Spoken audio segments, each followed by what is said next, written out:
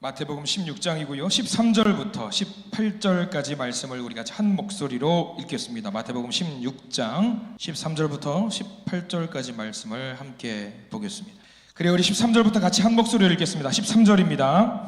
예수께서 빌립보 가이사랴 지방에 이르러 제자들에게 물어 이르시되 사람들이 인자를 누구라 하느냐? 이르되 더러는 세례 요한, 더러는 엘리야, 어떤 이는 예레미야나 선지자 중에 하나라 하나이다. 이르시되 너희는 나를 누구라 하느냐? 시몬 베드로가 대답하여 이르되 주는 그리스도시요 살아계신 하나님의 아들이시니이다. 예수께서 대답하여 이르시되 바요나 시몬아, 이를 내게 알게 한 이는 혈육이 아니요 하늘에 계신 내 아버지시니라. 또 내가 내게 이르노니 너는 베드로라. 내가 이 반석 위에 내 교회를 세우리니 음부의 권세가 이기지 못하리라. 아멘. 오늘 이 말씀 가운데 하나님의 크신 은혜가 있기를 간절히 기도하고 소망합니다. 우리 옆에 있는 분들 인사하면서 오늘 말씀 나눌까요? 하나님의 은혜가 지금 저에게 임하기를 기도합니다. 옆 사람 축복하면서 하나님의 은혜가 지금 여러분에게 임하기를 기도합니다. 아멘. 아유, 감사합니다. 하나님의 은혜가 넘치기를 소망합니다. 우리가 해서 오후 예배 같은 경우는 이제 하나님의 질문이라는 큰 주제를 가지고 시리즈로 계속해서 말씀을 좀 나누고 있습니다. 두 번째 질문이에요. 하나님의 질문인데 하나님과 예수님은 같은 분이시기 때문에 예수님께서 하셨던 그 질문도 우리가 같이 봐야 되고요. 오늘 우리가 읽었던 마태복음 16장에 있는 말씀, 예수님의 질문과 예수님의 대답, 베드로의 대답 같은 경우는 역사상 가장 위대한 질문이라고도 합니다. 역사상 가장 위대한 대답이라고도 합니다. 우리가 그래서 이 질문과 대답은 반드시 잘 기억을 해야 되는 질문과 대답이지요. 하나님이 하셨던 질문이라고 생각해도 되겠지요. 제가 대학원 공부를 할 때 그런 학생이 하나 있었어요. 세미나를 진행을 합니다. 한 클래스에 10명 정도의 이제 학생들이 이제 모여서 난상 토론을 합니다. 하나의 주제를 가지고 신나게 이제 10명의 학생들이 질문을 하기도 하고 답변을 하기도 하고 그 가운데 교수님이 껴가지고 가끔 이제 그 부연 설명도 해주시고 막 합니다. 좋은 질문을 하는 학생들 그리고 좋은 대답을 하는 학생들에게는 당연히 그 수업의 점수가 좋은 점수가 매겨질 수밖에 없습니다. 열심히 하는 학생들에게도 또 좋은 점수가 매겨지게 됩니다. 근데 제가 수업을 참여하면서 좀 미운 친구가 한 명 있었습니다. 굉장히 밉살스러운 친구가 있었어요. 10명의 친구들이 2시간 또는 3시간 동안에 난상 토론을 해요. 아, 이게 맞다, 저게 틀리다, 내가 공부한 바에 따르면 이게 맞다라고 해서 2시간, 3시간 가까이 막 난상 토론을 합니다. 그래서 그 10명의 학생들이 난상 토론을 한 끝에 교수님이 보고 좋은 질문을 한 학생, 열심히 참석한 학생, 책을 잘 읽은 것 같은 학생에게는 좋은 점수를 매겨서 학점을 주고는 합니다. 근데 그 밉살스러운 친구 한 명이 이런 식이었어요. 2시간 동안 3시간 동안 토론을 계속 할 때에 아무 말도 안 해요. 조용히 있어요. 다른 여러 학생들이 난상 토론을 막 주거니 받거니 하다가 거의 수업 끝나기 5분 전에 질문이 있습니다. 5분 전에 꼭 이렇게 해가지고 뭐 큰 목소리도 아니야. 나긋하게 이거 이렇습니다. 이건 어떻게 생각하십니까? 하고 그러면 또 누가 답을 하면 그거에 대해서 자기도 답을 한다고 답을 해요. 그런데 꼭 그렇게 해서 수업이 딱 끝나잖아요. 그리고 이제 점수가 매겨질 때 보면은 2시간, 3시간 동안 열심히 참여했던 학생들하고 그 5분 전에 살짝 질문을 했던 학생하고 점수가 어떠냐면 비슷해요. 그러면 열받아요. 질투심이 막 나는 거예요. 누구는 막 2시간 동안 신나게 막 핏대 올려가면서 소리를 지는 사람들도 있고 어떤 사람은 조용히 이야기하는데 점수는 비슷하게 받아요. 굉장히 질투를 많이 했던 그런 친구입니다.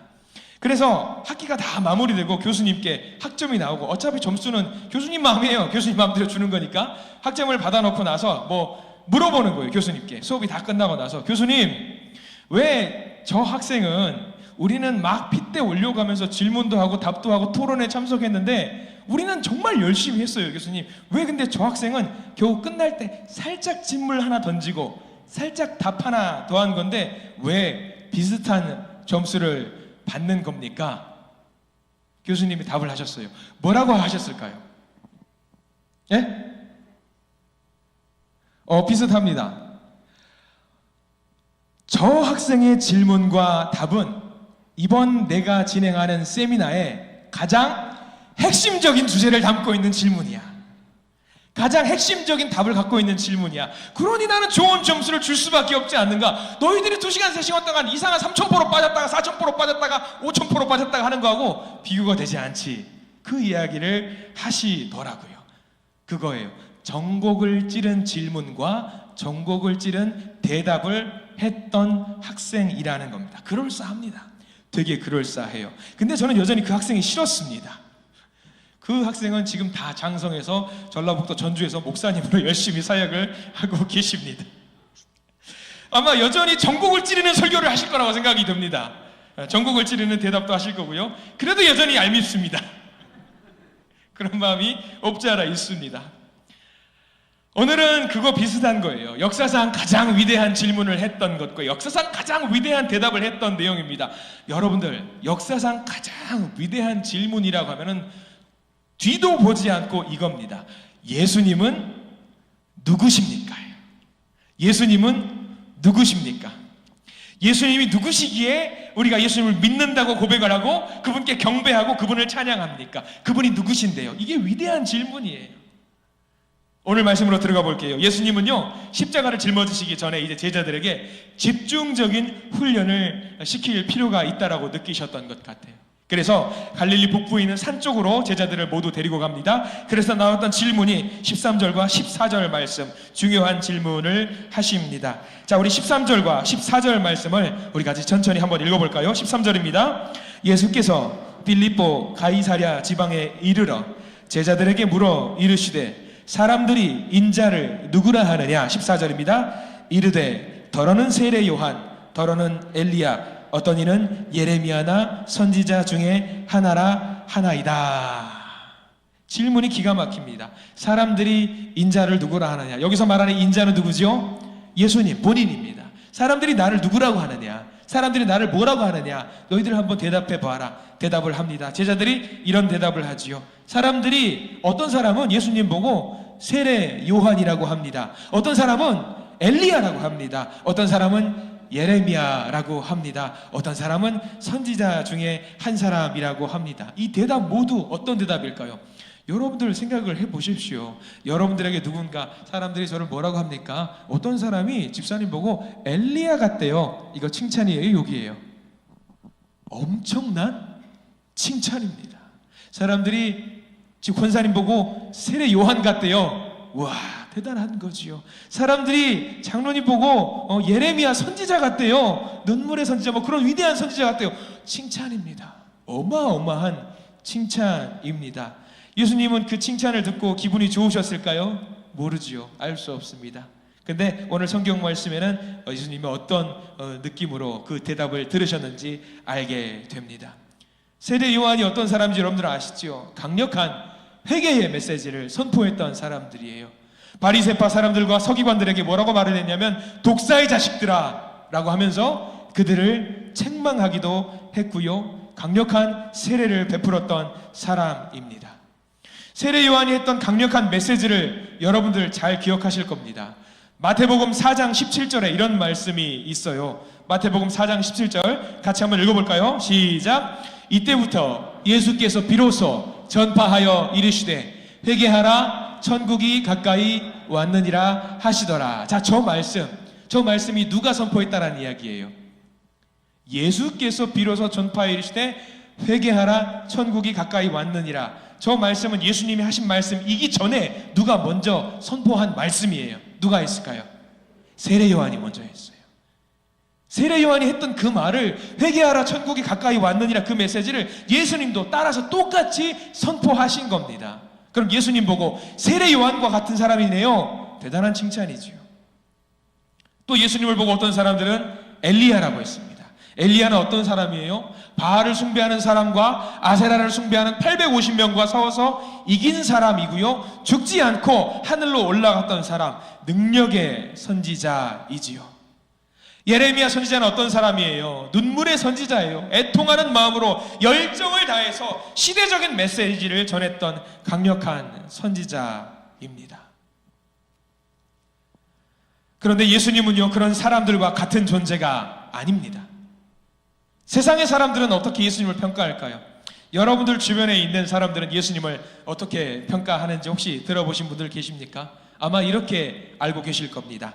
세계의 4대 성인 중에 한 사람이라는 평가들도 있습니다. 4대 성인들이 누군지 아세요? 사람들이 평가하는 거예요. 우리는 그렇게 평가하지 않습니다. 세상에 있는 많은 사람들은 그 4대 성인 중에 석가모니 또는 공자 또는 어떤 사람들은 소크라테스, 또 어떤 사람들은 모하마드, 이런 사람들, 이런 식으로 비교를 합니다. 저는 그 이야기를 들으면 웃고 말지요. 웃음만 나오지요. 그 비교가 되는 성인들 중에, 위인들 중에 자기 목숨을 내어놓은 사람이 있던가요? 없잖아요. 비교할 수 없는 거죠. 근데 사람들은 예수님을 그런 사람들과 비교를 하더라고요. 정말 아픈 일입니다. 오늘 어떻게 보면은요, 사람들이 엘리야, 예레미야 이런 사람들과 비교하는 이야기도 똑같습니다. 비교가 돼요, 안 돼요? 비교를 할 수 없습니다. 사람들이 하는 말을 다 들으신 다음에 예수님께서 제자들에게 정말로 결정적이고 절대적인 질문을 던지십니다. 15절 말씀, 여기는 다 밑줄을 그으시고 별표를 표시해 두시기 바랍니다. 우리 15절 말씀 같이 한번 읽어볼까요? 시작. 이르시되 너희는 나를 누구라 하느냐? 너희는 나를 누구라 하느냐? 역사상 가장 중요하고 위대한 질문입니다. 여러분들은 뭐라고 대답하시겠습니까? 여러분들은 이 질문에 대한 답을 알고 계셔서 얼마나 다행인지 몰라요. 모른다라면 얼마나 긴장했을까요? 예수님의 12제자 중에 한 명을 제외하고 11명은 얼마나 긴장했을까요?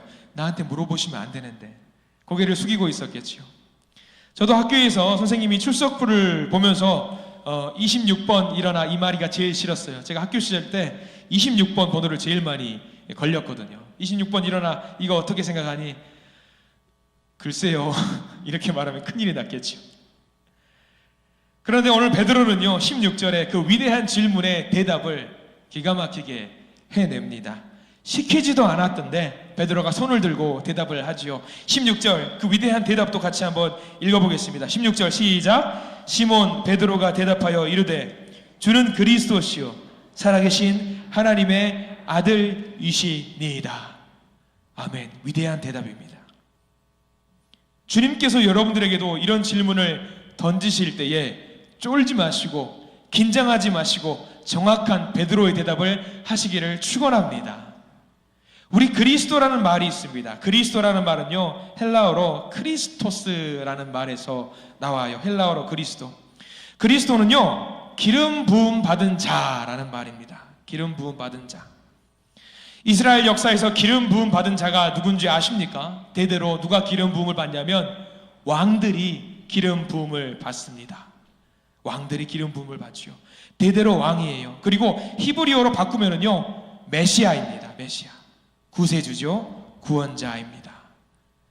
베드로의 대답이 모범답안이었던 이유는 뭐냐면 베드로의 고백은요, 예수님을 위대한 사람 정도로 말하는 것이 아니라 민족과 세상을 살릴 하나님의 아들이라는 고백이기 때문입니다. 특별히 저 질문에서 살아계신이라는 표현에 주목하시기 바랍니다.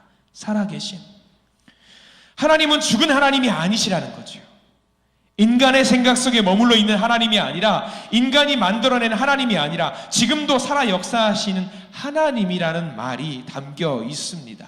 놀랍고도 복된 고백이었어요. 그래서 예수님께서 저 대답을 듣고 칭찬하시는데 어떤 칭찬을 하시는지도 봐야 되겠지요. 우리 17절 말씀을 같이 한번 읽어볼까요? 예수님께서 그 고백을 들으시고 기가 막힌 답을 또 주십니다. 17절 읽겠습니다. 예수께서 대답하여 이르시되 바요나 시몬아 내가 복이 있도다. 이를 내게 알게 하니는 혈육이 아니요 하늘에 계신 내 아버지시니라. 정말 좋은 대답을 했구나 베드로야. 너 정말 전곡을 찌른 대답을 했구나. 베드로의 어깨가 으쓱했을 것입니다. 근데 베드로가 칭찬을 받았는데 여기서 칭찬해서 멈추면 재미가 없어요. 하나 더, 한 걸음 더 나아가는 칭찬을 베드로에게 해주시는데 이 칭찬은요 베드로에게만 하는 칭찬이 아니라 지금 우리에게도 하는 칭찬입니다. 18절 말씀이에요. 18절 말씀까지 이어가 볼까요? 18절 또 내가 내게 이르노니 너는 베드로라. 내가 이 반석 위에 내 교회를 세우리니 음부의 권세가 이기지 못하리라. 아멘. 이 질문은, 이 대답은요 지금 우리에게까지 영향을 주고 있는 귀한 대답입니다. 이 대답, 18절의 대답이 왜 중요할까? 왜 중요할까요? 여기 이 대답을 우리가 잘못 보면요 베드로를 교회의 반석으로 세우시겠다고 예수님께서 이야기하시는 것 같아요. 그러면 베드로를 중심으로 두고 교회를 세우신다라는 이야기처럼 들려요. 이 말씀에 근거해서 가톨릭에서는 베드로를 일대 교황이라고 이야기를 합니다. 근데 그것은 잘못된 거예요. 예수님께서 말씀하셨던 진정한 뜻은 뭐냐면요 베드로와 같은, 베드로처럼 그런 신앙 고백을 하는 모든 사람들 위에 무엇을 세우시겠다라는 거냐면 교회를 세우시겠다라는 거예요. 그렇기 때문에 우리가 어떤 대답을 하는지가 굉장히 중요합니다. 너희는 나를 누구라 하느냐? 이 질문에 주님은 그리스도시요 살아계신 하나님의 아들입니다라고 고백하는 그 모든 자들, 그 위에 교회를 세우시겠다고 우리 주님께서 약속하신 겁니다. 사랑하는 우리 한신의 성도님들, 주님이 물어보실 때에 베드로의 이 고백, 나의 고백이 되어서 소리내어서 외치시고 나의 고백으로 하시기를 간절히 축원합니다. 주님 그리스도시요 살아계신 하나님의 아들입니다. 고백을 하고 끝날 수도 있습니다. 근데 베드로는 여기서 멈추지 않습니다. 이제 그 십자가의 길을 걸어갈 것을 행동으로 표현을 합니다. 그러기에 앞서서 베드로가 한번 넘어지지요. 예수님께서 제자들에게 내가 십자가에 못 박혀 죽을 것이다. 베드로가 뭐라고 말을 합니까? 주님 안 됩니다. 주님 그것만은 안 됩니다. 방금 전까지 아주 모범생의 칭찬을 받았던 베드로에게 심하게 책망을 하십니다. 뭐라고 책망을 하십니까? 사탄아 물러가라. 방금 전까지 모범생이었는데 지금 와서 사탄이라고 했으니까 얼마나 무안했겠습니까? 그리고 제자들에게 예수님께서 말씀하시는 내용이 쭉 넘어가서 16장 24절 말씀을 우리에게 해주십니다. 이 고백을 한 사람들이 고백만 하고 멈추는 것이 아니라 고백을 한 다음에 무엇을 해야 되는지도 알려주셔요. 24절 말씀 같이 한번 읽어보겠습니다. 시작. 이에 예수께서 제자들에게 이르시되 누구든지 나를 따라오려거든 자기를 부인하고 자기 십자가를 지고 나를 따를 것이니라. 베드로의 신앙 고백, 위대했던 신앙 고백을 넘어서서 이제는 십자가를 짊어지고 따라와야 된다라는 것을 강조하고 계십니다. 무엇을 말하는 건지 아시겠어요? 행동입니다. 실천입니다. 몸으로 움직이라는 겁니다. 초대교회 성도들은요, 이런 베드로의 고백을 모두의 가슴에 새겼습니다. 그 증거가 바로 이거예요. 여러분들이 잘 아는 그림일 겁니다. 여러분들이 잘 아시는 그림, 어떤 그림일까? 아마 물고기 그림이죠. 방송실 화면 준비되어 있습니까? 그거 바로 전 화면이에요. 저 그림을 잘 보셔요. 물고기 그림이에요. 헬라어로 파란 글씨를 제가 이니셜을 따가지고 넣었거든요. 잘 몰라도 돼요. 뭐라고 적혀 있냐면 예수스, 크리스토스, 데오, 휘우스, 소텐이란 말이거든요. 여기까지는 몰라도 돼요. 한국말로는 알면 좋겠지요. 예수 그리스도 하나님의 아들 구원자라는 말을 줄여가지고 저 상징물 물고기 표시로 해가지고 암호화 시켰던 거지요. 저 앞에 있는 파란색 글씨 보이시죠? 저 글씨만 따로 따서 뭐라고 읽냐면 익투스라고 읽어요. 익투스. 따라서 한번 해볼까요? 익투스. 익투스, 이게 중요합니다. 익투스라는 말 그 한 단어에 뭐가 들어있냐면 주는 그리스도시요 살아계신 하나님의 아들입니다. 저 사람들은요 믿음의 고백을 하고 나서 그렇게 끝나지 않고 집집마다 집 앞에 저거를 붙여놨어요. 우리 집은 어떤 집입니까? 우리 가족은 어떤 가족이다? 우리 가정은 나는 예수 그리스도 하나님의 아들 구원자를 믿는 사람들이 여기 있습니다라는 것을 보여준 겁니다. 저 그림은 익숙하실 겁니다. 지금 많이들 보신 그림이에요. 저게 바로 익투스입니다. 익투스. 저 표시예요. 초대교회 성도들이 그냥 고백만 한 것이 아니라 저 그림, 저 문양을 가지고 다니면서 주는 그리스도시요 살아계신 하나님의 아들입니다 라는 것을 늘상 입으로 고백하고 사람들과 만나면서 교제하고 했던 거지요. 단순히 고백으로 끝나는 것이 아니라 행동으로 보여줬던 암호였던 겁니다. 익투스. 너는 나를 누구라 하느냐? 대답은 뭐라고요? 익투스라는 거예요. 익투스. 주는 그리스도시요 살아계신 하나님의 아들입니다.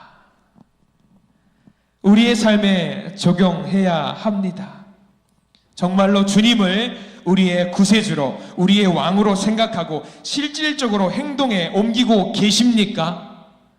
예수님의 결정에 따르고 계십니까? 정말 그렇습니까? 우리 신앙생활은요, 누가 나의 주인인가를 고백하는 싸움이에요. 주님이 나의 주인이신가, 내가 내 주인인가라는 걸 싸우는 거예요. 내 가정과 내 생업과 교회에서 나의 모든 것을 결정하는 결정의 주체가 누군지, 과연 예수 그리스도신지 아니면 나인지 여러분들 대답을 해보셔요. 잘 생각해 보세요. 누가 결정을 내리는지 잘 한번 생각을 해보시기 바랍니다.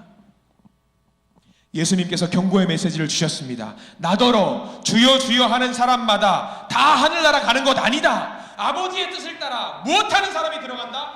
행동하는 사람이 들어간다. 행동하는 사람이 들어간다.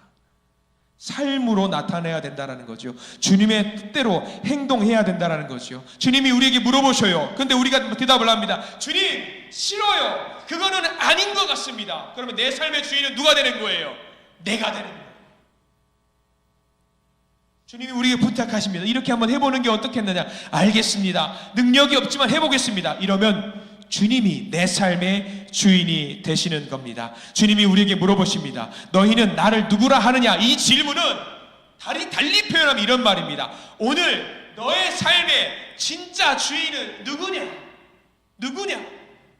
이 질문에 여러분들 뭐라고 대답하시겠습니까? 주님, 익투스입니다. 주님 그리스도시요 살아계신 하나님의 아들이십니다. 그러면 주님이 우리에게 말씀하십니다. 너를 통해 내 교회를 세우겠노라. 너를 통해 너의 가정에 내 교회를 세우겠노라. 너를 통해 너의 자녀들에게 내 교회를 세우겠노라. 너를 통해 네가 있는 그 자리에 교회를 세우겠노라. 여러분들 익투스라고 고백하시고 주님이 허락하신 그 복을 마음껏 누리시기를 간절히 축원합니다. 주님은 그리스도시요 살아계신 하나님의 아들이십니다. 베드로의 이 고백이 저와 여러분들의 고백이 되시기를, 가장 위대한 질문에 맞는 가장 위대한 대답을 하시기를 간절히 축원합니다. 기도하겠습니다.